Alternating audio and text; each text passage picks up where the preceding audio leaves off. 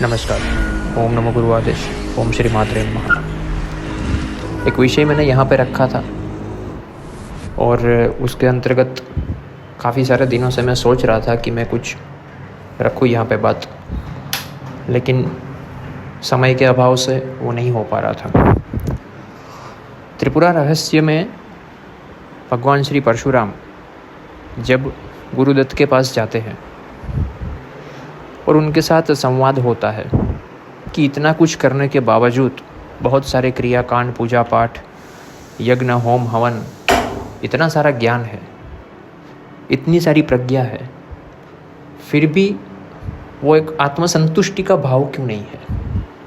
फिर भी वो संतोष क्यों नहीं है कि अब जीवन में कुछ नहीं चाहिए, जैसे भी हो, जो भी स्थिति में हो। सुख और दुख से परे एक अवस्था है जिसको बोलते हैं प्रसन्नता। आपको कोई सुखी कर सकता है, दुखी कर सकता है, प्रसन्न आपको कोई कर नहीं सकता। प्रसन्न आपको होना पड़ता है। तो परशुराम जी की भी वही हालत थी।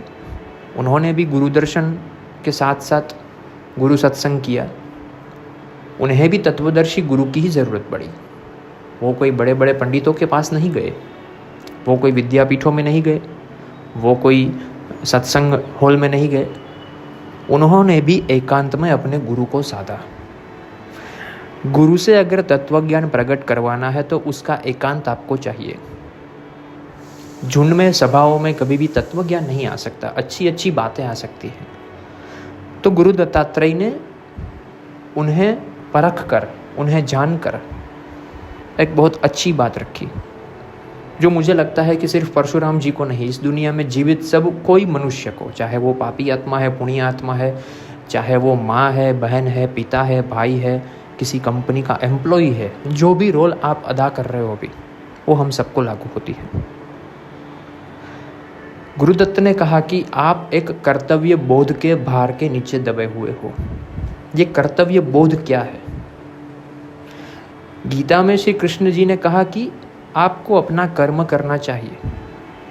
तुम कर्म किए जाओ, फल की आशा मत रखो। ये एक बात है कि अकर्ता भाव से आप अपने कर्मों का वहन किए जाओ। लेकिन यही अकर्ता भाव अगर आप साक्षी भाव से ना देखो उसे, और आप उस कर्म में इन्वॉल्व हो जाओ अपने आई फैक्टर को, अपने मैं को लेके, तो वही कर्म आपका कर्तव्य बोध बनता जा। वही कर्म जो है वो आपका कर्तव्य बोध बन के बाहर आता है।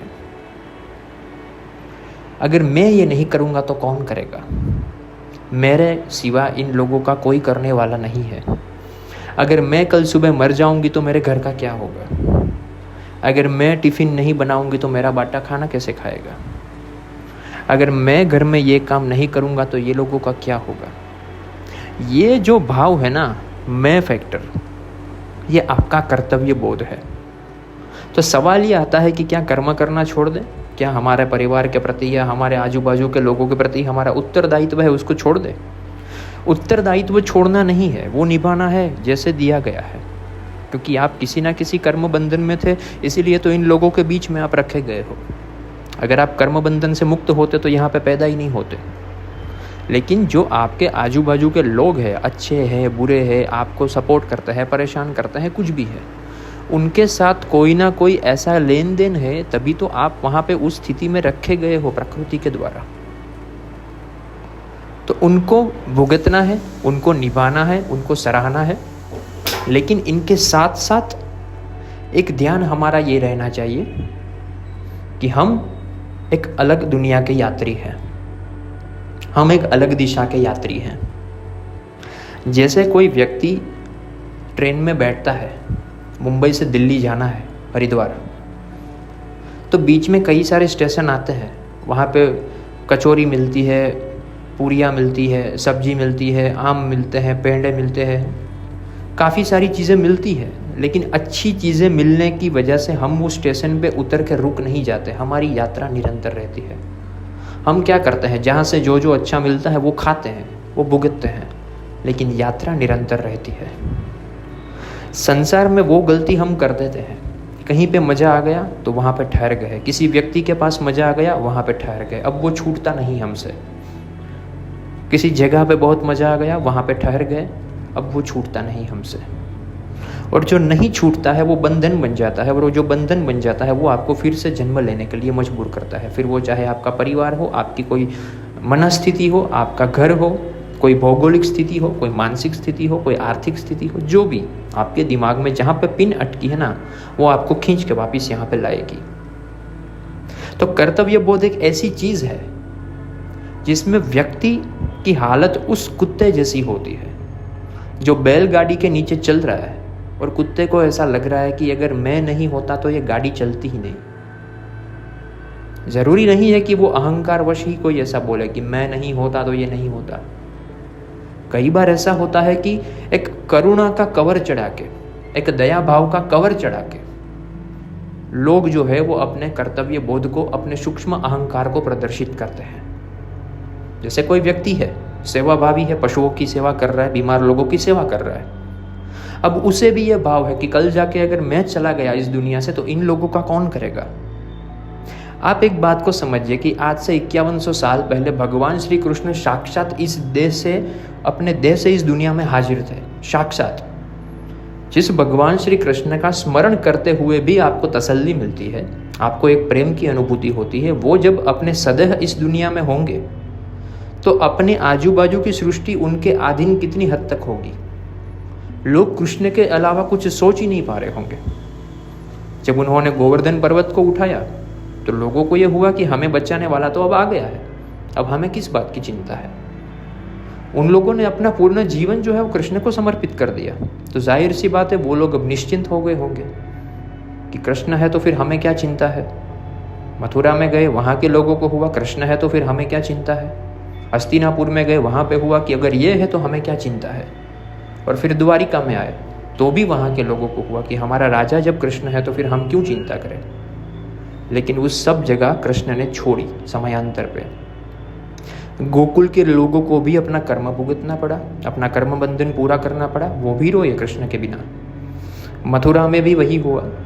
हस्तिनापुर में भी जितने भी लोग थे उनको युद्ध में उतरना पड़ा, अपना कर्म बंधन पूरा करना पड़ा। कृष्ण थे तो फर्क पड़ा, लेकिन कृष्ण ने किसी के कर्म उठाए नहीं है। और द्वारिका में आए तो यादवास्थली भी वहीं पे हुई। यादव भी अपने अंदर अंदर झगड़ के मर गए।